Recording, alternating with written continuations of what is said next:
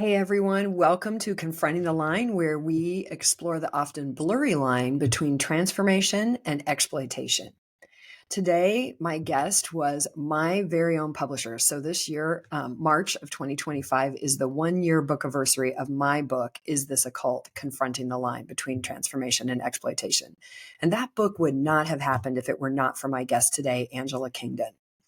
Dr. Angela Kingdon is a dynamic autistic advocate, author, and speaker renowned for her impactful work in promoting neurodiversity and supporting autistic individuals. As the host of the Autistic Culture podcast, Angela shares her experience and insights as a late diagnosed autistic person aiming to create a more inclusive and understanding society. Angela's journey began with the diagnosis at age 39, of which she describes as a turning point that allowed her to embrace her unique neurodiverse perspective fully. Leveraging her lifelong special interest in nonfiction, she founded Difference Press and created Author Incubator, a program that has helped nearly 2,000 entrepreneurs write, publish, and promote their books. Angela's expertise and dedication have led her company to remarkable success, with her clients' books reaching millions of readers and generating significant revenue. And I came in at exactly that point. Towards the end, Angela is actually moving on from Difference Press now and moving more into her autism work with autism advocacy. And today's conversation, we just got to look back a little bit on how we met and the parallels between our experience and the very serendipitous timing as we were both waking up from the culty cultures that we had not only been a part of, but were leaders in, and what that impact is. And we're also both now really examining what's the impact of those groups, those ideas, those tactics and ways of operating and selling and building businesses. How is that pervading our culture? And is it really healthy? What is that line between healthy and unhealthy, between successful and gratuitous greed? What is that line between respecting and caring for individuals and being an individualist out for ourselves, survival of the fittest? These are the kinds of questions that we love here at Confronting the Line. And I loved, as I always do, my conversation with Dr. Angela Kingdon, and I know you will too. Enjoy. This podcast is for informational purposes only and should not be considered legal, medical, or mental health advice. We speak from our personal experiences and opinions. The views expressed are solely those of the individual speaker and are not intended to malign any group, club, organization, or business. So, Angela, I am so excited to be with you today, especially it's not the exact day, but it's the month of our 1-year book anniversary. I know. So I know, it's like amazing. And, I've shared around the circles and stuff I'm talking to a little bit of our story. So I'll recap it a tiny bit here. But, for those of you that haven't heard it, I was thinking about writing a book. I was kind of thinking about it like a lot of people do. I've learned that pretty much everybody sort of has on their mind, someday I want to write a book, especially if you've had a big experience or something you want to share. And so it was like in the background of my mind. And then somebody introduced me to Angela, and I'd had in mind to write this book called How to Not Be a Cult Leader. And it was really because I wanted to share what I learned after 3 years of really digging in for myself about how had I gotten really wrapped up into a very high control cult. What I was now coming to understand in 2021, 2022 was this high control culty group. I'd raised a lot of money for the founder. I'd done all this stuff in the name of transforming the world, and was really just figuring out like, oh, I think there's something wrong here. And that was a really tough journey. And I wanted to write about all my fancy conclusions.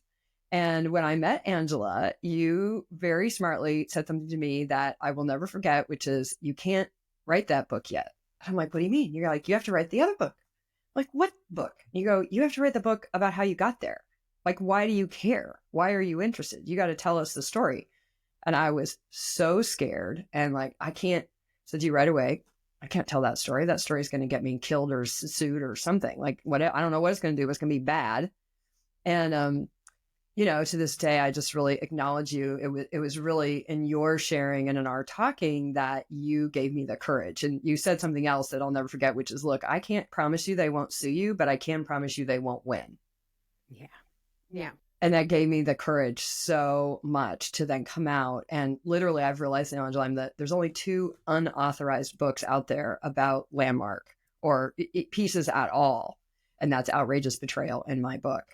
And they did think of suing you. I think it sure they just, did. that wasn't quite inspiring enough. But that doesn't necessarily stop them. Anyone can sue anyone for anything. It's just how interesting it is. And I think they've had a few other fish to fry since your book came out. Right.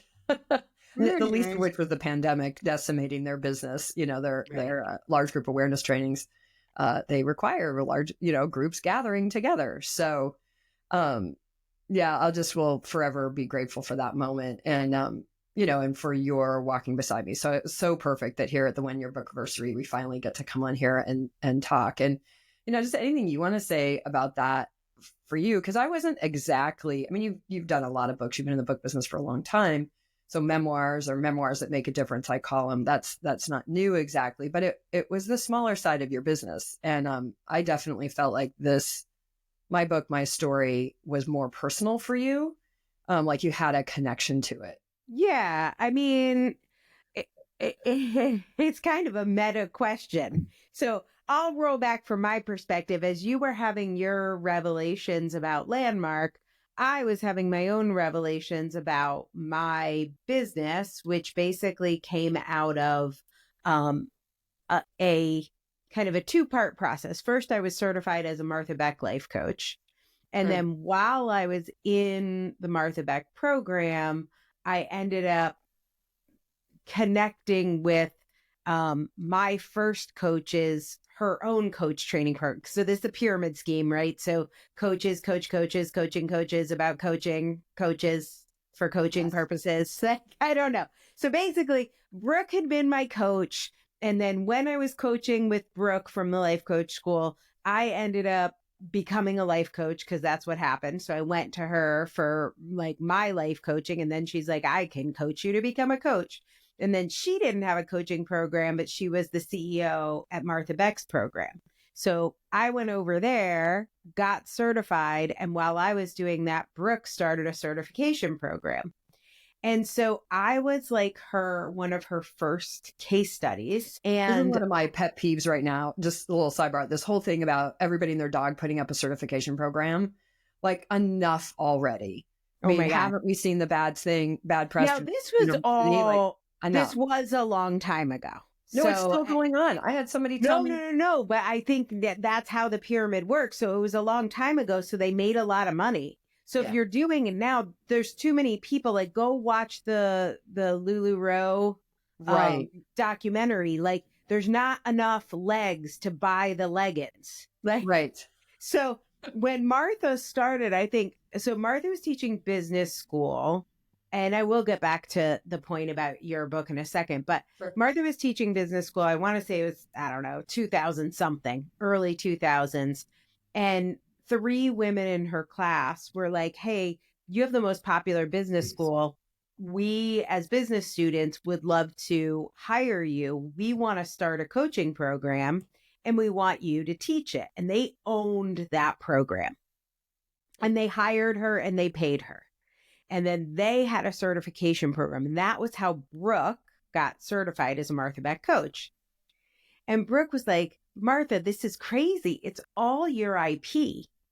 Like, these 3 girls from business school, like, they're hiring you to be the guru, but this is all your IP. You should start your own coaching company.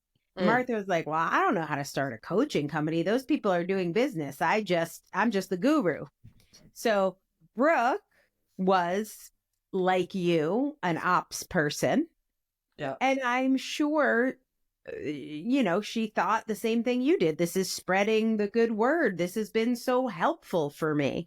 Right. And then she starts running Martha's business. And then once a business is making a lot of money, because remember, this is the beginning of the pyramid. The people at the top of the pyramid make the most money. Martha starts making a lot of money. And now Brooke is being paid. And she's like, fuck, if this lady's making this much money, I should go start a coaching program. Half of these ideas are mine. She didn't even know how to run a business. Right. Start a coaching company. So she leaves, she starts a coaching company. And then when you have a coaching company, you need success stories and you are going to charge money. And so it's ideal that your success stories are making lots of money. So at this point, I had used what I learned in coaching to make lots of money. And so I became a success story. Like if you do my coaching, you can be like Angela and have these results. Right. And then I started a program selling to those coaching people, her clients, because I love people how would you're, hear my story.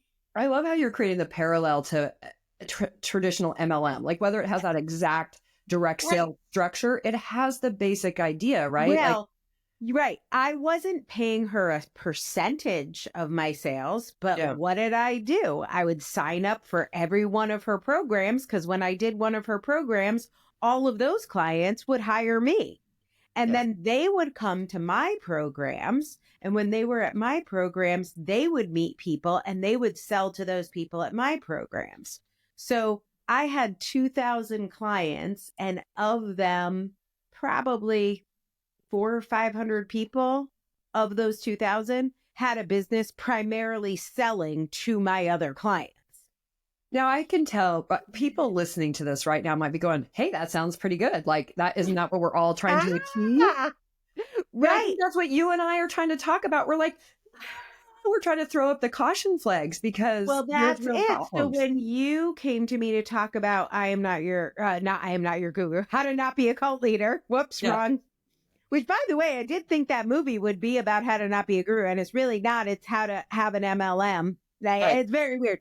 So when you came to me and you're like, oh, this is how Landmark works, I'm like, oh my God, that's how my cult works. Right. And at the time I had found. Except for Landmark nobody gets paid except for Landmark, which a lot of that money gets funneled to Werner, which I've always thought that's part of it. Like it's based in MLM. But they do get they don't paid. pay you. They get paid in, I don't know, brainwashing credits or whatever. Like, well, you get paid in a euphoria, a dopamine high. You get paid in the mythos that you are transforming the world, that you are making a difference. Right. I mean, who doesn't, even the staff, which I was a staff member for quite a period, and I was making basically the same salary as a school teacher, except for I didn't get summers off or anything, working 80, 90 hours a week and traveling all over, et cetera, et cetera, et cetera.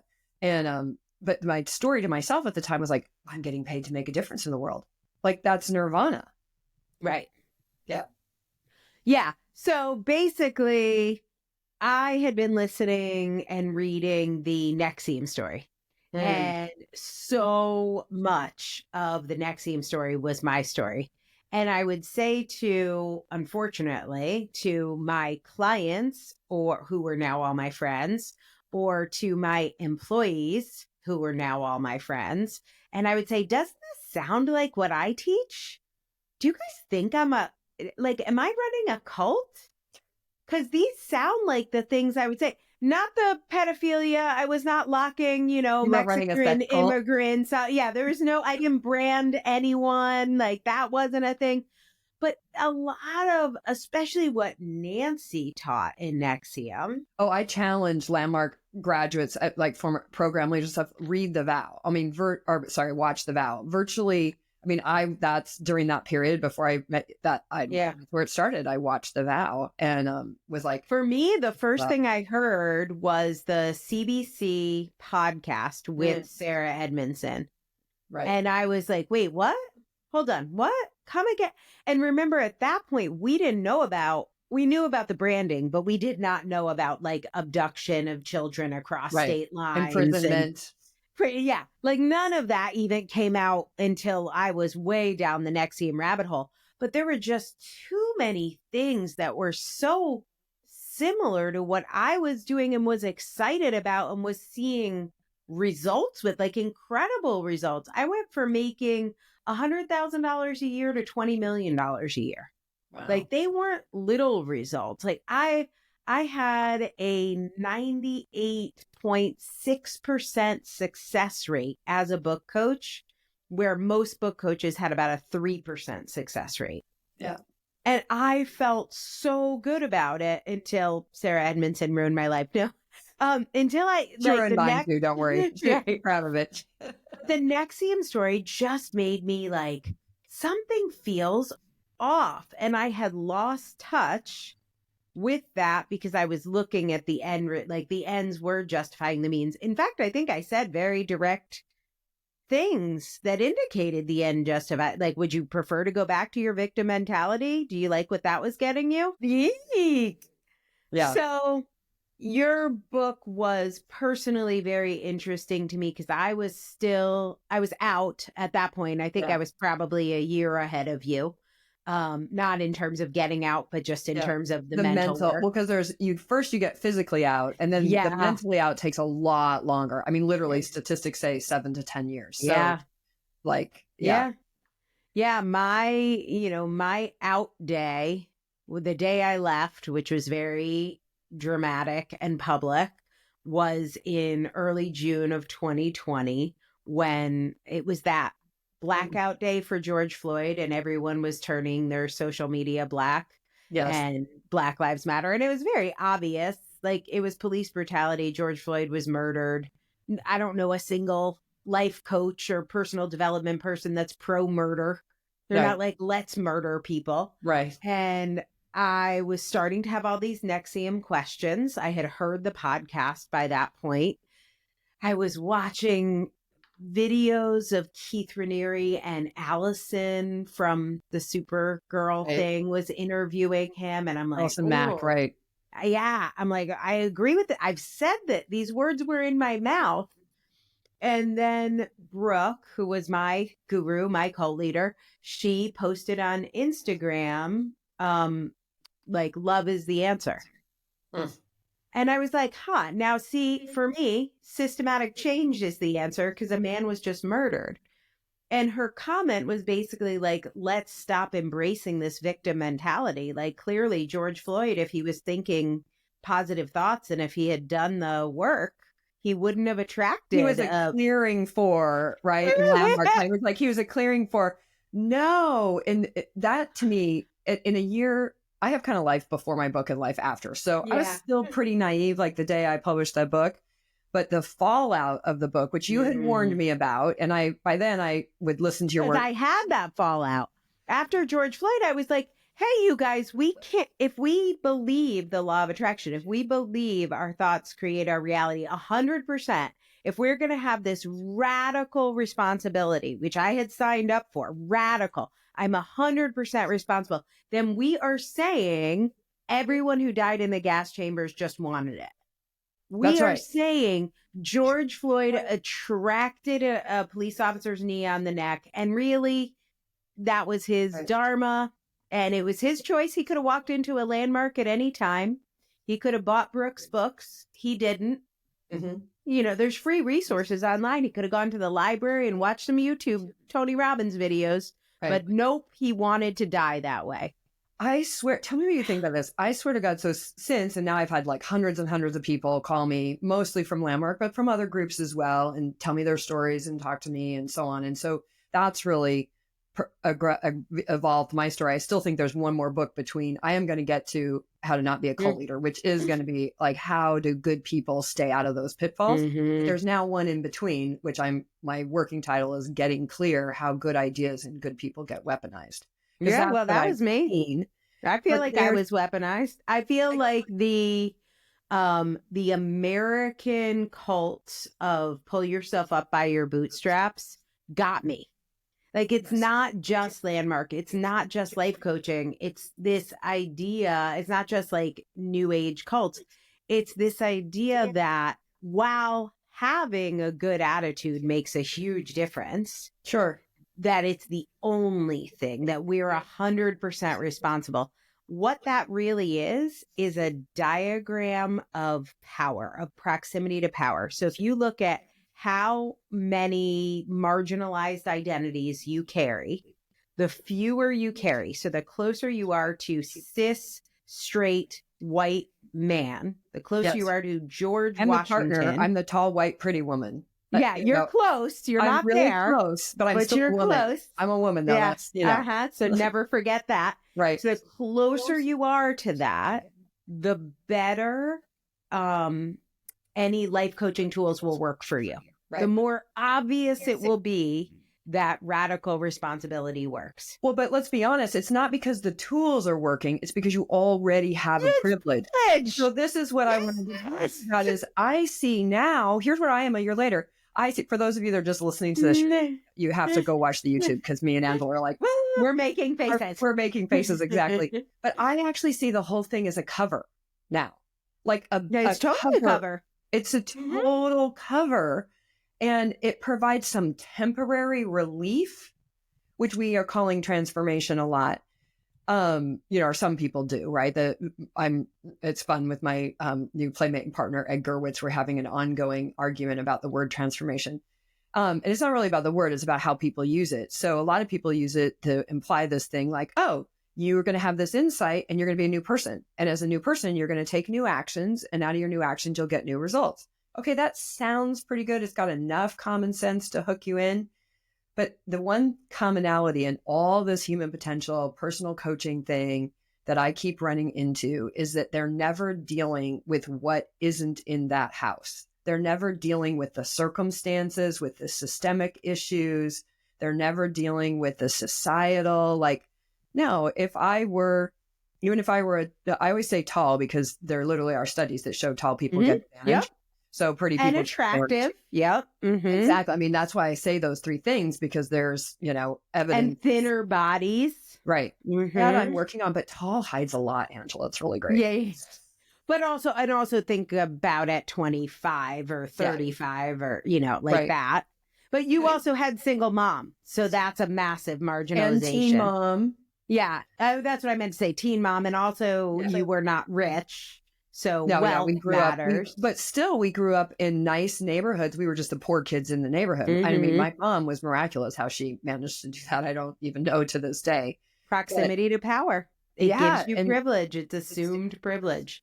Exactly. So to me, so much, because I find it really interesting because you're deeply we're in the coaching realm. Mm-hmm. And but you can hear the same phenomena, 100% responsibility. It's like the same kind of things. And as I talk to all these Landmark graduates, and now having 26 years of looking back, and even so many of my past participants, which I'm still connected to, thank you, Facebook.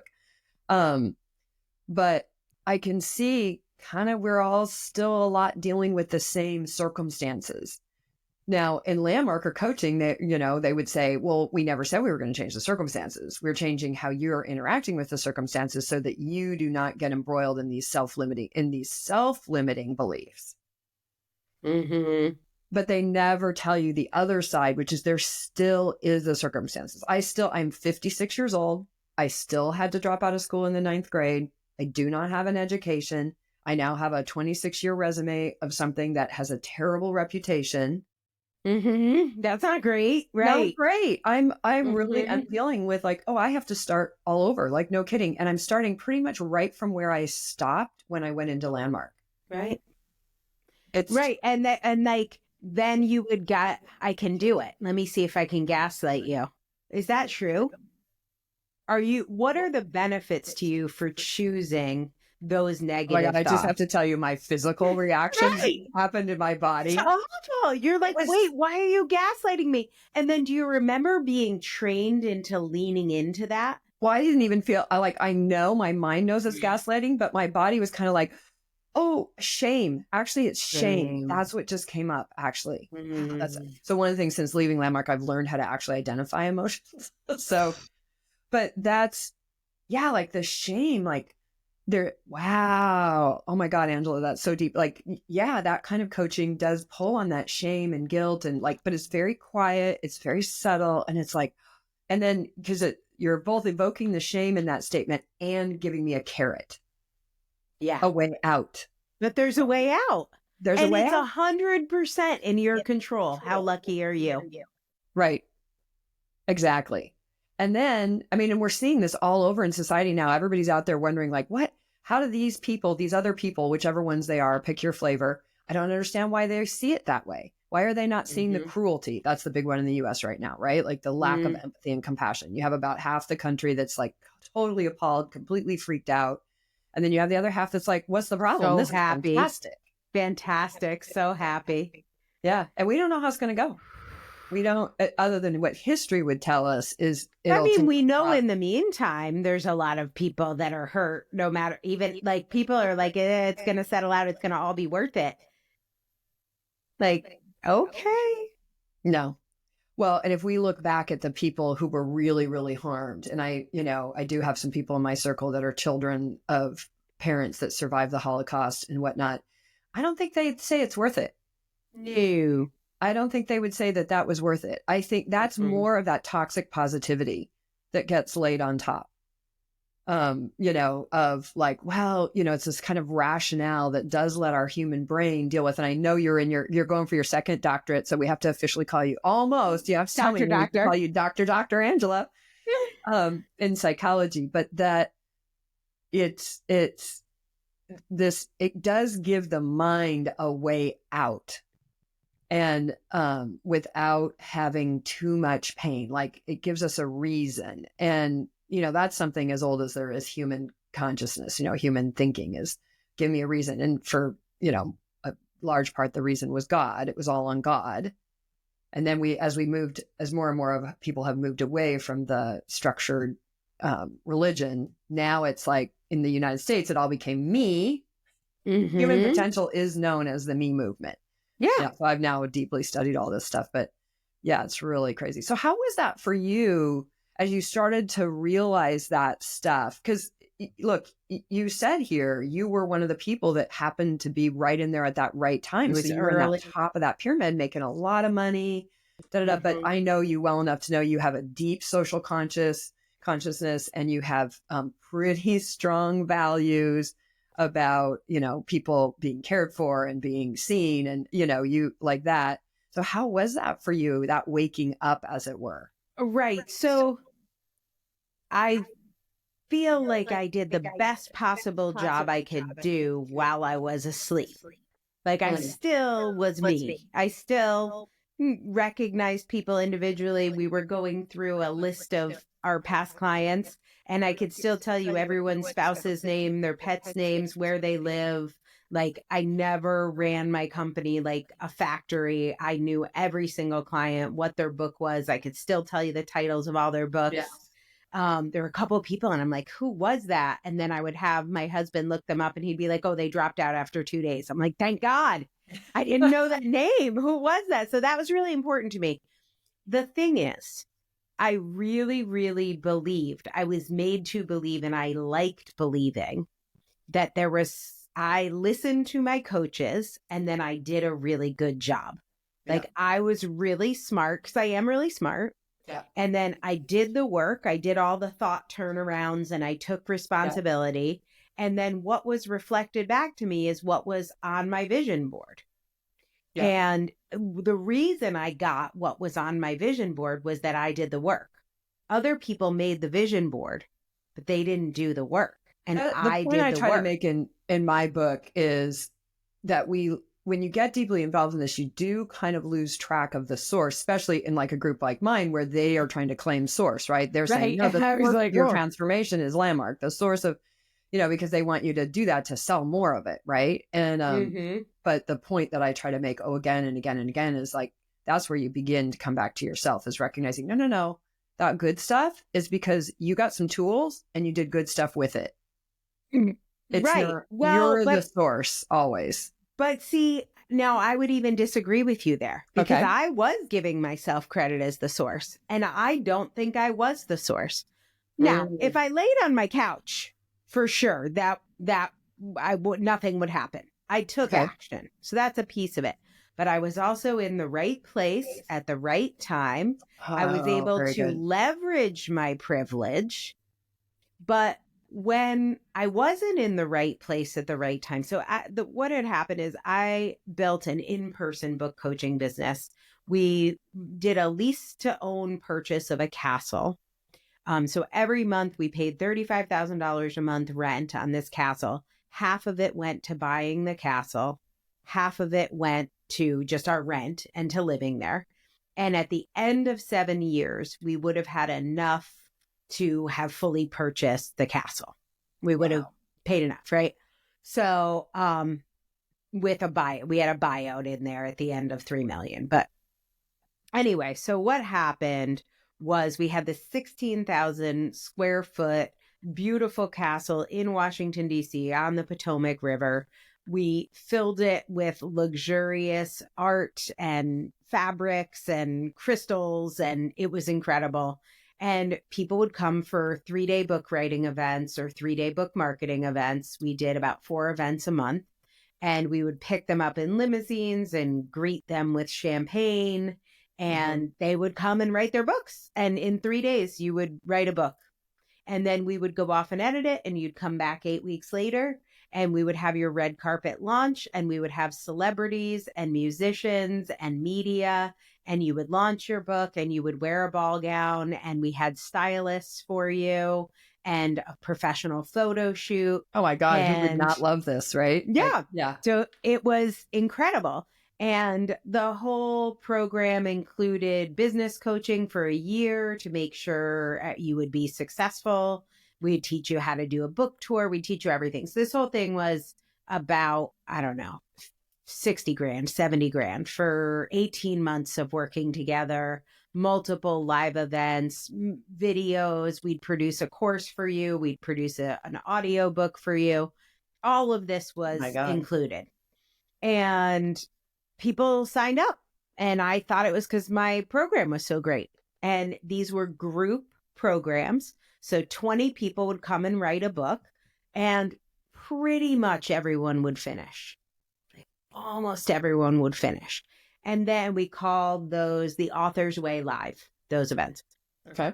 Almost everyone would finish their book, and then we would do a pre-order live. We would put your book on Amazon, and we would set up a pre-order, and we would have you make videos. We had a professional videographer, and we would have you make a video that said, hey, I just wrote my book at the Author Castle, which they did.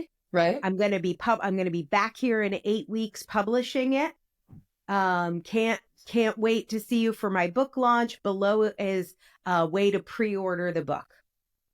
And then everyone with their books that they had just done a draft of, everyone got this bestseller, hot new release status. Their book was on pre-order. They had all these people buying it. Everyone in the room bought it.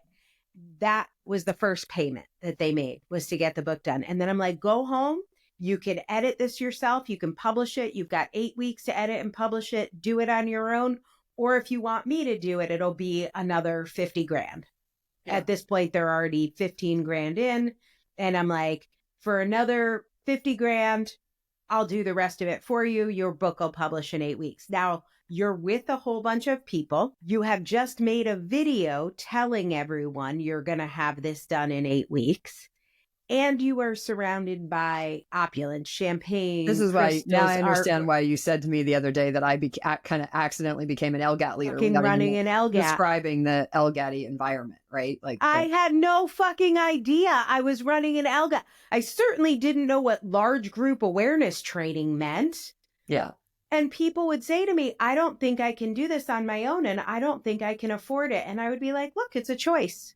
Many people have accomplished it. So are you going to be the person who gets it done or not? It's just your choice. It's very simple. There's no drama. Like, what does Yoda say? Do or did not do. There is no try. If this was important to you, you'd be paying for it. Well, and look, Vicente, I think, says it, but Sarah talks about it all the time too. Nobody joins a cult or falls victim to exploitive practices. That's not, or goes out and I'm going to be coerced now. It's usually because there's truth in there. There's something of value. There's something good. And look, I've been a client of yours. I didn't pay that much. I'm very happy to say, but I'm totally happy with what, like with what you guys provided and stuff. It was, well, that's the thing. Everyone got their books done. They were very high quality. We did help them market it. They did get the videos. They would have paid more for all those services separately. Yeah. But why did they buy them? I didn't know this. We were in community. We were together. They felt very special. I didn't know I was triggering emotions. I just wanted to live on the water. I just bought a pretty house. And you like champagne. I like champagne. I like Veuve Clicquot because Brooke introduced me to it.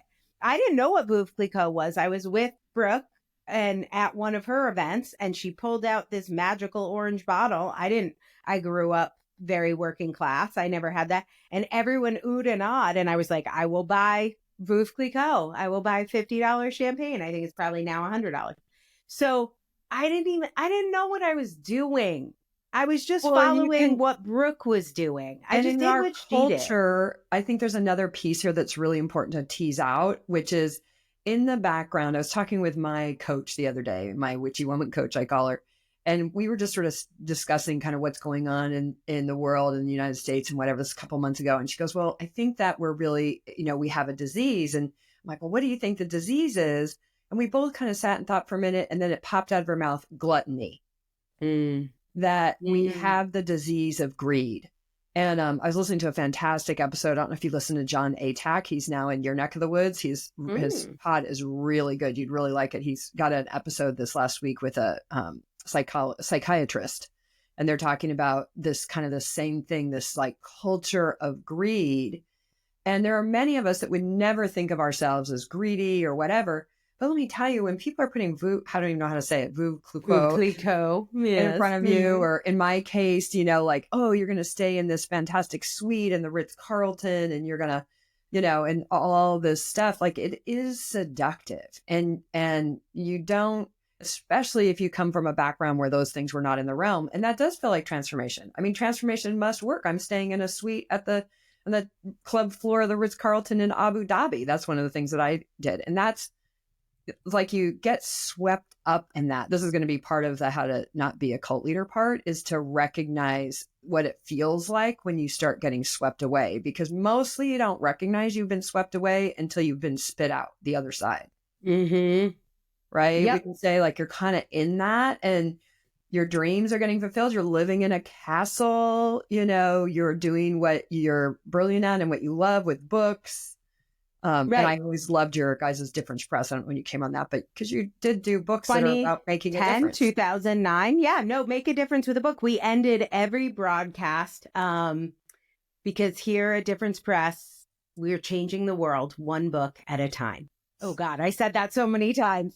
And I believed it. I did. We were changing the world one person at a time. Oh, you were? Scientology is clearing the planet one person at a time. Oh, really? Isn't that amazing? It's the same. Why did I come up with that? I thought I invented it. I didn't know until right now. Sorry. I'm literally sweating. I'm taking off my jacket. If you're not watching the video, it got so hot. Yeah, I know that sounds ignorant, and I had a responsibility to know what I was doing, and I was not responsible, and I didn't know that I wasn't being responsible because I genuinely believed this was an incredible opportunity. 100%. Almost everybody finishes their book here because everybody sells it. I am giving you so much value. You would pay so much more for this and spend so much time. You would waste so much of your time, that I believed everything I did. And just to finish this one little point before, to close the loop. Then what happened is the pandemic hit and I couldn't do it in person, and all my sales crashed. And I had no idea what people were buying. Plus the economy crashed. Everybody's out of money. I mean, there's so many factors. But everyone was investing in coaching then. It was a huge moment for personal development, but I wasn't selling without the castle. And I thought people were buying, getting their book done. But then as soon as I pulled all the videos of people getting picked up in a limousine at the airport, arriving with champagne toast, having a stylist and a photo shoot, as soon as all those videos got pulled down, because I couldn't run them, I was like, oh, we're doing it virtually. I'm just going to charge the same thing and we'll do it virtually. All the people want to do that. Went away. They were actually buying getting a book done. They didn't know that. I didn't know that. And then as soon as I didn't have everyone in the room that was heated to the right temperature with bald eagles flying outside the window, which would regularly happen, and then me saying, hey, there's going to be a sign in a minute. You'll know you should spend $50,000 with me if we see a bald eagle. And then on cue, like as if I manifested it, a bald eagle would fly by, over and over and over. I would teach them, here's how here's how to create a sign. If you see a sign like this, it means the money will come from somewhere. You're supposed to sign up. And I meant it. Yeah. I was not trying to trick people. This Yeah. is the thing I really want people to know. I wasn't greedy. I wasn't like, wahaha, now I will steal your money and give you nothing. Like, I over delivered. I worked 24/7. Our profit margins were tiny. I paid so many people. I paid them so well. I gave them full health care. I trained them. Yeah. Like, we weren't making that much money. I will tell you exactly how much I made. I made $250,000 a year, and I took a bonus up to 200. Like, I would buy something, like I'd buy a car in cash or something like that. But when my business made $20 million a year, I was making like 400. Right. Like, I mean, which is great. I understand that's a lot of money. People hear 20 million and they think you're pocketing 20 million. No, I think they literally thought I was like rolling around in $100 bills naked at night. Yeah. I know that, but like from things people have said to me. So it's like, I was making good money and I was living in a castle, essentially rent free. Right. Like, the business was paying that rent because it was a venue. But when that tap got turned off of in-person events and our sales went overnight to zero, I was like, okay, no problem. I have all the tools. I'm going to make a vision board. I'm going to do some thought work. I'm going to attract something. I'm going to hire a coach. That's what I tell people to do when they're struggling. I'm going to hire a coach. And then my coach would say things to me like, why do you want this? Why are you attracting this? How are you creating this reality? How is this serving you? What would your life be like without that thought? Can you turn that around? People aren't buying now. Can you turn that around? How is that your responsibility? How can you take accountability for that? And I did that work. I was literally hear that doing that work. The Mentalist. Remember that TV show, The Mentalist? Yeah. Right. And, he was like doing all this prolific stuff, but really he was just like observing, but it would. Yeah. Yeah, exactly. And then that's all happening between March and June. That's all happening. Number one, I'm listening to Nexium. Number two, my sales have gone from 2 million a month to zero overnight. And none of my vision board, none of the things that made me so rich are working now, which is clearly my fault. I'm also gaining weight, which is clearly my fault because I'm not doing the work hard enough or good enough. But then it's also occurring to me, maybe this is why some of my clients weren't successful. Like, because I said this to them and they still weren't successful. Right. Like, I would say to them, what do you want this? Why do you want this? Why is this good for you? How is this serving you? They weren't having the result you had, which is another MLM-ish thing, right? Because like you said, only the few people at the top are kind of first top. Yeah. So then you have all these people, good people, maybe they have some results, but they don't achieve that. Yeah. Yeah. They were like the 9,000th energy management coach that nobody needs energy like, that's not a thing. Nobody's selling that. And they would point to like, I don't know, one person. And then I would say to them, like, how would this affect your marriage if you were successful? And they'd be like, yeah, we'd probably get a divorce. I'm like, see, so you don't want to be successful. You don't want it. This is what you want. You have what you want. How do I know? Because you have it. If you wanted something else, you would have something else. Am I scaring you? I was really good at it. It's like, I was so good at it. It's such a loop. Like, it's so funny how I can hear it now than I couldn't hear it before, but it's a closed loop. You can't, it's just like that tarot card reader or, what does she call it? Limiting the cliche, thought limiting cliches. Thought terminating. That was me. I was that. I did that all day long professionally. I made millions of dollars doing that. Didn't know I was doing it. I thought I was helping. Yeah. Because I'm so helpful. I was being extra helpful. And then when it wasn't working for me, I was like, see, now I'm not trying to be difficult here, but I think it's because we had a castle people could come to. And then they'd be like, but is it though? I'm like, I think so. Because like I ran videos of people getting into a limo and now I can't. And they would be like, well, what would you want if you could have anything? And I'd be like, well, just my sales, Maybe you don't want this business. I'm like, no, wait, hold on. maybe I don't want this business. Do I not want? And then I didn't even know who I was or what I wanted. And when I saw Brooke do that "love is the answer" tweet about the murder of George Floyd, I was like, wait, no, some things are fucking real, lady. Right. Like Right. some things are real. Love is not the answer to the fact that I have lost in the last 3 months to $3 million. Love is not the answer to that. There's a pandemic, and the answer is, this is not the answer either, but the answer is we need a vaccine and I need everyone to come back to events. Right. That's the answer. Like, obviously that was not the answer, wrong. But Yeah. I was like, I know this is real. And I know George Floyd's vision board would not have changed his murder. No. Like, I know it wouldn't have. And then I was like, wait, hold on. Maybe a lot of this was luck. And I wasn't successful just because I used these tools. The tools helped me leverage my privilege, because that's when I started learning about how my privilege had helped me me. too. Oh my God, And I'm so paralleling this whole journey, because my thing was, I remember even when I was hosting the program, the Being a Leader course for Werner and stuff. And look, I would spend $500 on Facebook. People would call me. I was putting 250 people in a course. No problem. I had the landmark, not just permission, but like their endorsement behind me. They have 50 years of graduates between EST and Landmark and all that.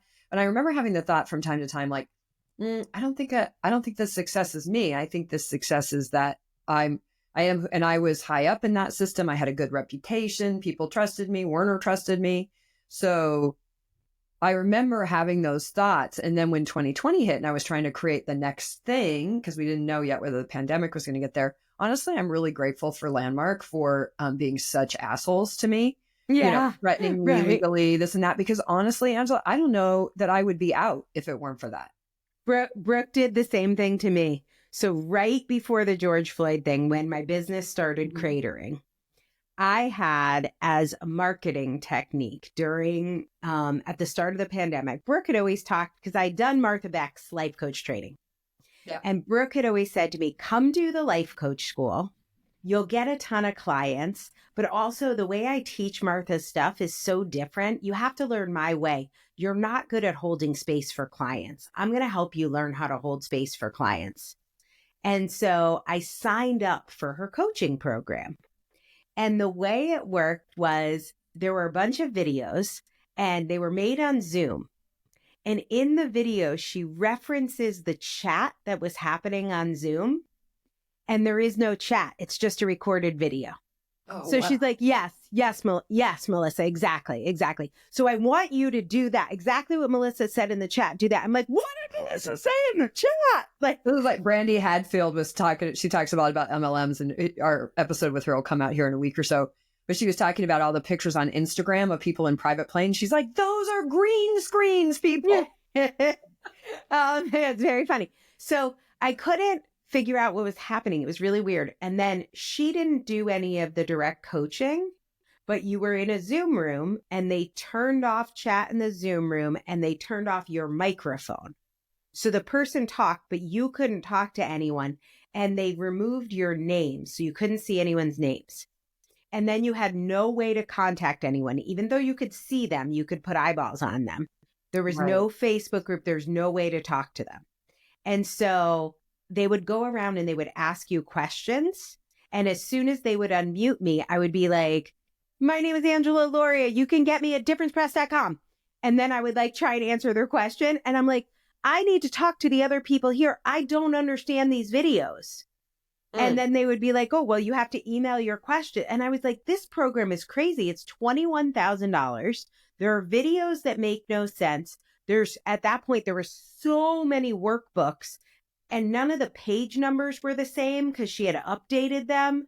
And you couldn't talk to anyone in your class and you couldn't ask your teachers questions, and they would unmute you for 1 second, but they kept muting me. And so Brooke in March had sent me a text message and she's like, hey, sweetheart, I have great news for you. I'm going to be refunding you your full $21,000, but you'll be able to keep access to all the videos and the books, you won't get your certification, but you could still do all the studying. And I was like, wait, what? Are you kicking me out of your coaching program? And she's like, yeah, I've just had reports that you're very disruptive, AKA asking questions and pointing out problems. Yeah. And so she had just kicked me out when the George Floyd thing happened. And so it was the combination. I was like, so it's kind of like how you got kicked out. And if I didn't get kicked out, I would have made so much money if she gave me access to those people and to tell them what I did and how much money I made for my clients and my successful client stories. Right. And then what happens when you're making lots of money is if you want to know what's happening in the government in America and why Mark Zuckerberg flipped and Jeff Bezos and why Gary Newsom's about to flip and all that, like Gavin Newsom, the reason why people flip is when you're making lots of money, you flip. That's right. That's what I was pointing to earlier. It's not greed like we sit around and go, ooh, I'm so greedy. No, it's that you're safe. You feel taken care of. You're like in luxury. You're feel connected. And if you are somebody who is about making a difference, you're like, I can use all this advantage, all this influence to make a difference. That's called weaponized empathy. Or weaponizing empaths is another way that gets referred to a lot. Wow. Okay. Well, you and I know you have a hard stop, so you and I could go on and on. We should definitely do some more of these because it's so much fun. I love talking to you. I always learn. But I think I want to give you some time to talk about what you're doing now too. Okay. I want to make sure. Well, and just to circle back to you coming, I still have these great systems. Yes. I know the way I teach book coaching is really good. Yes, it is. And I was asking myself when you arrived in my life, how can I still do this amazing work without being a cult leader? Right. And then you literally showed up and said, I'm going to write a book on how to not be a cult leader. And I was like, I would like that because I would like to make lots of money and still pay my amazing employees really well and pay for their health care. And we were in the process of getting everybody Canadian visas. Yeah. So they could get out if they needed to, because we have a lot of LGBT, trans folks, people of color on our team, neurodivergent people on our team. And I'm like, I'm going to get everyone out. That's going to be my contribution. So I met you and I'm like, I just want to make lots of money, but without the cult leader part. Right. Yeah. And then I'm still playing with, is that possible? I mean, that's my platform Illuminated. Well, and I don't know, actually. I'm not sure. That's my problem. So I'm going to tell you what I'm doing now and why I'm doing it. Yeah, good. I wanted to be able to keep doing what I was doing ethically, and the numbers just aren't there. What worked really well was tricking 80% of my clients into converting to a high ticket program because they were all in the same room and running on an endorphin high. But I'm not willing to do that. I still do in-person events. I do them one-on-one. So my 3 days to done are one-on-one. Yep. We meet in an Airbnb. People write their book in 3 days. It's still super successful. I don't try and sell them anything else, but if they want to buy it, they can come to me. But it's not a $20 million month. Like that's not, those days are gone. And I believe I have tried everything to find a way back to not $20 million months, but just profitability. Right. And the numbers are just upside down. The amount of work and cost it is to do a book really well. Yeah. Without using trickery. It's just, you're not going to get a good book. If you go to somebody that's charging you $397 to do your book, I promise you they're not doing it. I've seen it because when you went into your master's program and you invited me to step into your shoes, right? For those months, like it was so eye-opening. And I'm still in the question of like, can it be done ethically? And if it is, you're going to be part of that. In a way that, just I'll forever be grateful to you. And you are really brilliant at what you do in terms of writing books and finding the right storyline and like all that kind of stuff. But I have been amazed actually in the industry as I started to study and get to know other people's programs. I mean, there are people now that basically are charging that 50, 60,000 for 1/10 of what you were offering. No, I mean, just having editing. Like to just actually have real editing, not copy editing, not that one person that goes through and makes sure it's somewhat grammatically correct. Like actual editing, so it's a cogent. And my thing was like strategy. Yeah, cogent. Like, what are we doing with this? What's the whole marketing? Like, what's the marketing strategy? What's the go-to-market strategy? Yeah, the numbers just don't work. And at the end of the day, especially with everything that's happening in the world, what I realized for me, at first I was speaking out a lot about racism in America, like a lot Yeah. of people were in 2020. And I felt really strongly about that. And I do feel really strongly about that. But a lot of people were like, hey, this isn't your place. Like you're not doing this right. This isn't your place. And I took a lot of courses. I actually did a master's degree in that because that's what I do. I go back to school. So I have studied a lot. And at the end of the day, what I realize is in the time I have left, I want to support my community in a way that I can do really authentically.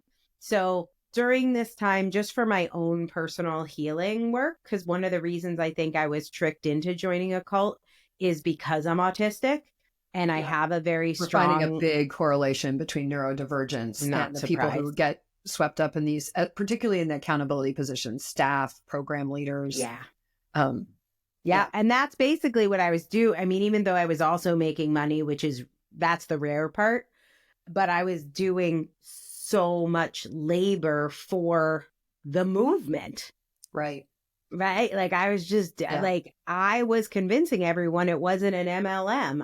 I made a movie that like won a lot of awards about how coaching wasn't an MLM and how crazy it was that people didn't like it. So I did a lot of free heavy lifting for the movement of, the personal development or whatever. So at first I tried to work specifically in countering what was happening in coaching. And then I was like, I really need to focus on the late diagnosed autistic community. Women who are my age didn't have a chance at being diagnosed as ADHD or autistic or probably even dyslexic unless their situation was so intense that it couldn't be missed. Unavoidable almost. Yeah, so, and the people who were missed are usually the ones who learned how to mask. And a great way to mask is to have a guru who tells you exactly what to think, act, and do. Sometimes that's religious. Sometimes that's thought work. Sometimes it's just a teacher. Sometimes it's a parent. But if someone tells you exactly step by step what to do and you do it and you're successful, you are not going to get caught for being neurodivergent. All you Landmark staff dangerous. members and former staff members, I hope you're listening because that was a lot of us. Yeah. So that is basically what I'm doing. So I started as my own therapy, the Autistic Culture podcast. I am really focused on sustainable ways to build audiences. So Patreon, Substack, Medium, really developing your own list and your own community, serving a small niche group that needs something that you have and that you work hard to master. And so it's more like that authentic, like an authentic teacher. I always think of it more as teaching. I've been given certain teachings, mostly, through my own experience, or we did a talk the other day, Jean Brown of Seek Safely, and I did a talk for the Be More Ethical Society, Baltimore, Maryland. It was really awesome. And I was like, I said, Jean, I know that was the right thing for us to do because I literally had not a single like, or in my, the words were just coming through. And okay, this is what I'm supposed to be doing because that's the teaching I'm being given. And that's kind of how I think about it now. And out of this conversation, I'm pretty sure I'm going to retire the word source. Thanks for that. Yeah. Tricky. Yeah. Because it still has the I at the center. It still has rather than really in respecting the interdependence, the inner, the collaborative that is really where we thrive as human beings. And there is no one thing, whether it's you or one thing. That's like the big takeaway, right? Like, I don't know if I will be successful ever again in the way I was. But the thing that I know now is whatever success I have, like some of it's me. I show up, I make a podcast, I bought this microphone, like great. Some of it's just luck and timing. Right. And it's the interplay. I have a co-host. Things could happen with him that or our connection. Right. He'll get a girlfriend who hates me. There's so many things that no vision board fixes. And also, vision boards are great. And it's really fun. Yeah. It's so fun, and having a vision is better than not having one, and thinking positively is better than not thinking positively, and having gratitude is better than not having gratitude. Sure. So it's so hard to say, like, don't throw the baby out with the bathwater, but the system of Landmark. The history of that's really separating the chaff from the grain. Yeah. Right. But there is good stuff in there. That's why you liked it. You can keep those things, but you have to do so much work and unpacking to find what is worth keeping for you and only you. Yeah. You're the only one who can decide. Right. You can't get instructions from anyone else. It's important as a last word. I think that's a good place to start to pause our conversation. I'm so glad I met you. It was so timely for both of us in so many ways.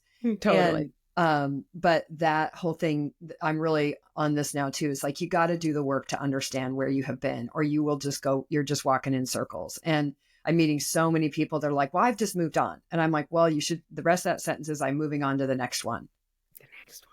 If we don't do the work. So Angela, thank you so much. I know you have a hard stop in class. I know we'll be talking more. I appreciate you so much. This is just this whole book thing has just been an amazing journey that I love, and we'll see how I integrate that into my future, but I will be doing it. If I do anything with it, it's with the lessons that you have taught me, for sure. Well, I'm hoping for a Confronting the Line Substack for Patreon for us to all join, because it's such an important discussion. Yeah. And yeah, I appreciate your work so much.